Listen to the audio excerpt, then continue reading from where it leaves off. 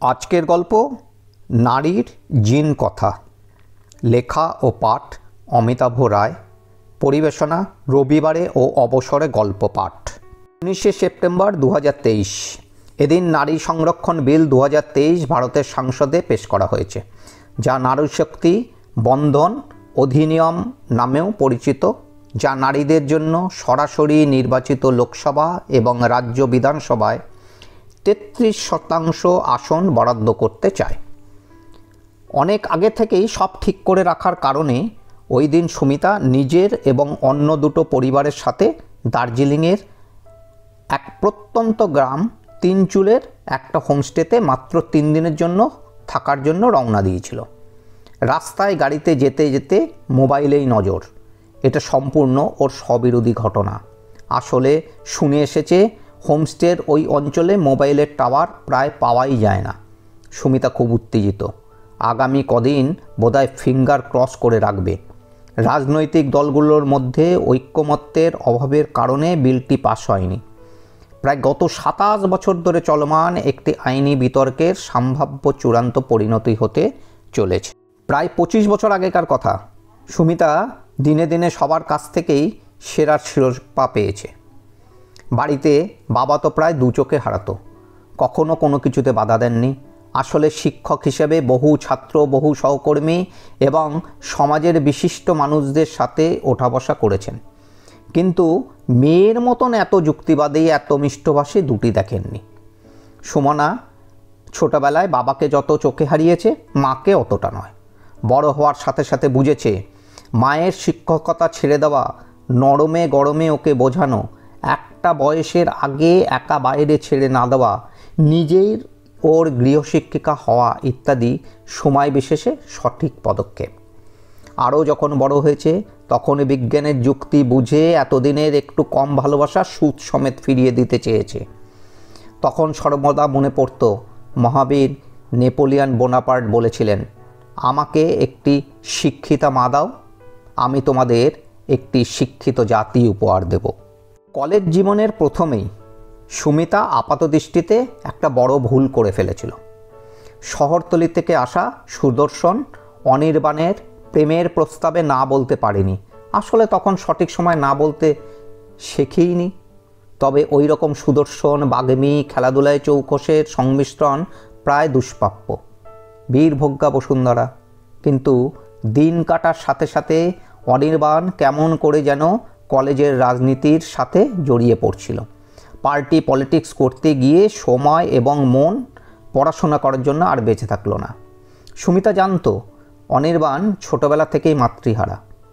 বুঝতো এটাই ওর জীবনের আসল ঘাটতি। এটাও বুঝতো ওর প্রতি অনির্বাণ ভীষণভাবে দুর্বল। বুদ্ধিমত্তার সাথে কপটভাবে এটাই বলতো যে ঠিকভাবে পড়াশোনা না করলে নিজেদের মধ্যে সম্পর্কটা আর এগিয়ে নিয়ে যেতে পারবে না। অনির্বাণের দুর্বল মনও কিন্তু রাজনীতির প্রতি দুর্বলতার কাছে হার মানল। রেজাল্ট খারাপ। পরের বছর ভালো করে পড়াশোনা করবে এই অজুহাতে প্রিন্সিপালের সাথে কথা বলে 2 বছর রেজাল্ট গ্রহণ করলো না। আসলে হোস্টেলে থেকে যাওয়াটাই ওর মূল লক্ষ্য ছিল। সুমিতা ততদিনে যুক্তরাষ্ট্রের দ্য ইউনিভার্সিটি অফ মিনেসোটায় এমএসসি পড়ার সুযোগ পেয়ে চলে গেছে। সুমিতার বড় আশা এই 2 বছরে নিশ্চয়ই অনির্বাণ বদলে গিয়ে ওর স্বপ্নের রাজপুত্র হয়ে উঠবে। মনে পড়ে একদিন কলেজের বিতর্ক প্রতিযোগিতার বিষয় ছিল বিশ্বের প্রতিটি বুদ্ধিদীপ্ত মানুষের বুদ্ধিমত্তার নেপথ্যে কার অবদান থাকে, মা না বাবার? সাধারণভাবে এই ঝগড়া তর্ক বিতর্ক চলতেই থাকে। কারোর মতে বাবার, কারোর মায়ের, কেউ বা আবার দুপক্ষেরই সঙ্গ দেন। পরদিন ক্লাসে একজন লেডি প্রফেসর আগের দিনের বিতর্ক প্রতিযোগিতার প্রসঙ্গ তুললেন এবং গর্ব সহকারে বললেন, সবারই জানা উচিত এর আসল সত্যিটা কী। উনি বললেন, এখনকার গবেষণা বলছে একজন শিশুর বুদ্ধিমত্তা নির্ভর করে তার মায়ের জিনের উপর, সেখানে বাবার জিনের কোনো ভূমিকা নেই। গবেষণায় দেখা গিয়েছে শিশুর আইকিউ কতটা উন্নত হবে তা নির্ভর করে কন্ডিশনিং জিনের ওপর, যা একজন শিশু তার মায়ের থেকেই পায়।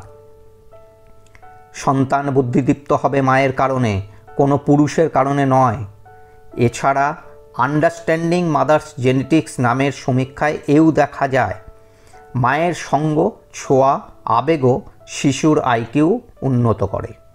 এই বিশ্ববিদ্যালয়ে একটি পরীক্ষায় দেখা গেছে যে সন্তানেরা মায়ের বেশি ঘনিষ্ঠ, মায়ের সঙ্গে বেশি সময় কাটায়, তারা মাত্র 2 বছর বয়সের তুলনায় কঠিন ও জটিল কোনো সমাধান খুব সহজেই করে ফেলছে। এছাড়া ওয়াশিংটন বিশ্ববিদ্যালয়ের পরীক্ষায় দেখা গিয়েছে মায়ের সঙ্গে ঘনিষ্ঠতা শিশুর মস্তিষ্ক উন্নত করে, পাশাপাশি মায়ের ঘনিষ্ঠ শিশুরা কম নিরাপত্তাহীনতায় ভোগে। সুমিতা এই গবেষণার সত্যতা মন থেকে বিশ্বাস করতে চেয়েছে, সঙ্গে ছেলেবেলায় পড়া কবি নজরুল ইসলামের লেখা নারী কবিতার সেই লেখার কথাগুলো অগ্রাহ্য করতে পারেনি। বিশ্বে যা কিছু মহান সৃষ্টি চিরকল্যাণকর, অর্ধেক তার করিয়াছে নারী, অর্ধেক তার নর। এমএসসি করার পর ও দেশে গবেষণার জন্য থেকে গিয়েছিল। তার আগে একবার বাড়িতে ঘুরে গেছে। বাবা মা তো আছেই, অনির্বাণও যে একজন প্রথম সারির মন দখলের দাবিদার, এর সাথে সময়ের অংশেরও বড় থামা বসিয়েছে। সুমিতা খোঁজ নিয়ে দেখেছে অনির্বাণ এখনও কলেজ হোস্টেলেই থাকে। ফাইনালের সার্টিফিকেটটা নিয়েছে। রেজাল্ট খুব ভালো হয়তো হয়নি, কিন্তু না পরবর্তী পড়াশোনা না চাকরির চেষ্টা।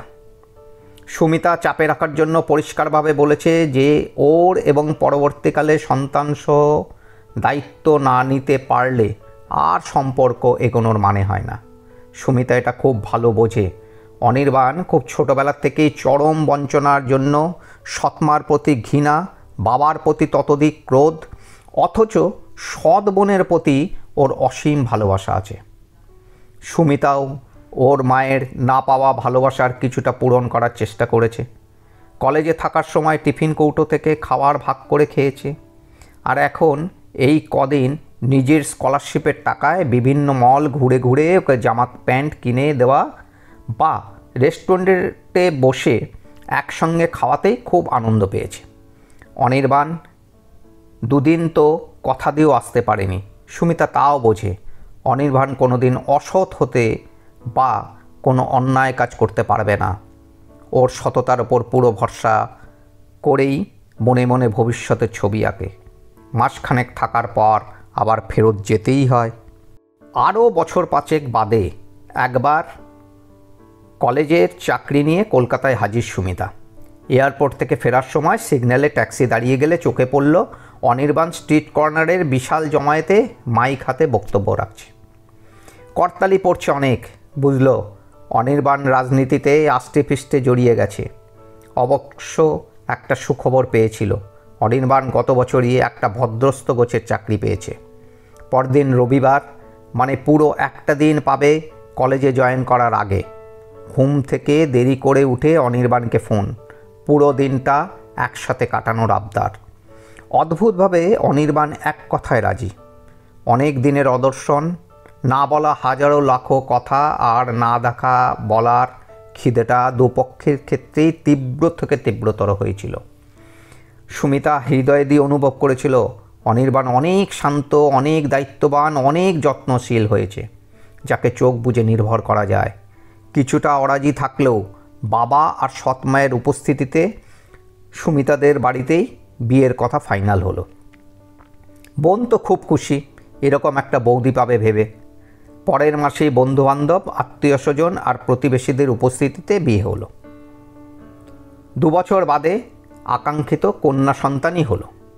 নাম রাখা হলো অনুসূয়া, মানে হিংসা থেকে মুক্ত। দুজনেই চেয়েছিল ওর মনে বা ওর প্রতি যেন হিংসা না জন্মায়।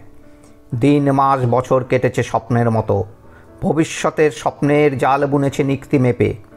আদর্শ বাবা মা হয়ে মেয়েকে আদর্শ শিক্ষায় শিক্ষিত করছে। অনির্বাণ চাকরি এবং রাজনীতিও করছে, কিন্তু প্রকৃত সংসারের স্বাদ এই তো পাওয়া শুরু করেছে। চোখের নিমেষে 10-10টা বছরও কেটে গেছে, কিন্তু সৎ, কর্মঠ, শিক্ষিত, অর্থবান মানুষেরও চিরকাল যেন সমানো নাহি যায়। এই অধ্যায়টা অনির্বাণ সুমিতার জীবনের বাস্তব রূঢ় অজানা অচেনা সময়ের সাথে মুখোমুখি লড়াই। বাইরে কঠিন খোলসের মধ্যে ভেঙে চুরে যাওয়া হৃদয়, কারণ হঠাৎই চোখ এড়িয়ে যাওয়া উপসর্গগুলো সামনে হাজির।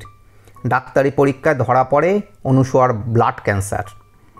বিভিন্ন ডাক্তারের পরামর্শ নেওয়া ছাড়াও নিজেদের ওপর চরম আস্থাওয়ালা মানুষ দুটো মন্দির, দরগা, জ্যোতিষতান্ত্রিক মাদুলি কবজের ওপর ভরসা করতে লাগলো।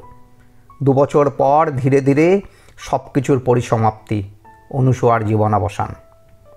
জীবনে নতুন করে অনুভব করলো সব কিছু আগে থেকে জানা বোঝা থাকলেও কোনো কোনো স্মৃতি থেকে সারা জীবনেও বেরিয়ে আসা যায় না। সুমিতার মাঝে মাঝেই কলেজে না যাওয়া, কোনো দিন স্নান খাওয়াটাও ভুলে যাওয়া, মাঝে মাঝেই অনুসূয়ার অ্যালবাম দেখা বা দেওয়ালে টাঙানো ছবিগুলোর দিকে তাকিয়ে চোখের জল ফেলা ইত্যাদির কারণে অনির্বাণও সামাল দিতে দিশেহারা। সব সময়ের কাজের লোক রেখে দিলেও অনির্বাণ এই সময়টা সর্বক্ষণ সুমিতার কাছে থাকতে চায়। তাই অফিস কোনো মতে সারছে, আর রাজনীতি প্রায় শিখেই তুলেছে। সময় দুঃখ কমিয়ে দেয়, এক্ষেত্র অন্যথা হয়নি। আগের জীবনের সময়াধ্যায় ফিরে না আসলেও বাইরের জীবনকে স্বাভাবিক করে নিতে বাধ্যই হচ্ছে। এই সময় বিশেষ এক শুভনোদয়ী তার দুঃসম্পর্কের এক অত্যন্ত গরিব আত্মীয়ের খবর দিল। তাদের 12-13 বছরের সুশ্রী কিন্তু রোগাটে মেয়ে আছে। সুমিতা অনির্বাণকে অনুরোধ করল যদি ওকে ওদের বাড়িতে স্থান দেয়। মনে ভেবেছিল যদি ওরা মেয়ের শোকটা কোনো মতে ভুলতে পারে। প্রথমে দুজনে একদম গড়রাজি থাকলেও পরে নিমরাজি হয়েই ওকে বাড়িতে রাখল। যার জাতকপত্রই নেই তাকে নতুন নাম দিতে বাধা কোথায়? নাম দেওয়া হলো অনুমিতা, যার বাংলা অর্থ প্রেম, দয়া, বিশ্লেষণাত্মক ও যৌক্তিক। জ্যোতিষীর মতে এরা নাকি সৃজনশীল কাজে ভীষণ আকৃষ্ট এবং সুনামের অধিকারী হয়। অনির্বাণ সুমিতা অনুসূয়ার জায়গায় যেন অনুমিতাকে বসাতে শুরু করেছে। অনুসূয়ার ঘরটা পর্যন্ত ওকে দিয়ে দিয়েছে। সুমিতা নিজ দায়িত্বে ওকে পড়াশোনা করাচ্ছে, খুব বুদ্ধিমতী। মনে মনে ওর মায়ের জিনের প্রশংসা না করে পারে না। প্রাইভেটে ভালোভাবে মাধ্যমিক পাশও করে ফেলেছে। নিজে কিছুটা প্রভাব খাটিয়ে ওকে একটা প্রাইভেট ইংলিশ মিডিয়াম স্কুলে একাদশ শ্রেণীর বিজ্ঞান বিভাগে ভর্তি করিয়ে দিয়েছে। সবচেয়ে বড় কথা, অনেক ভেবে অনেক কথা আর ঝড়ঝাপটা সামলে অনুমিতাকে দত্তক নিয়েছে। আজ মানে 21শে সেপ্টেম্বর ও 18 বছরে পড়ল। জন্মদিন পালন করে বাড়ি ফিরছে সবাই মিলে। মোবাইলেই খবরে দেখেছে গতকাল লোকসভায় আর আজ রাজ্যসভায় মহিলা সংরক্ষণ বিলটি আইনে পাশ হয়েছে। সুমিতা প্রবল আনন্দে অনুসূয়াকে জড়িয়ে ধরল। 2026 সালে কার্যকরী না হওয়া পর্যন্ত না হয় অপেক্ষা করা যাবে। আন্ডারস্ট্যান্ডিং মাদার্স জেনেটিক্স নামক সমীক্ষার তথ্যের ওপর ভীষণ ভরসা। হৃদয়ের গভীর থেকে ভাবে জীবনে হয়তো বিশেষ উল্লেখযোগ্য কিছু করতে পারেনি, কিন্তু শিক্ষিতা মা হিসাবে একটা সন্তানও যদি দেশের জন্য তৈরি করে দিয়ে যেতে পারে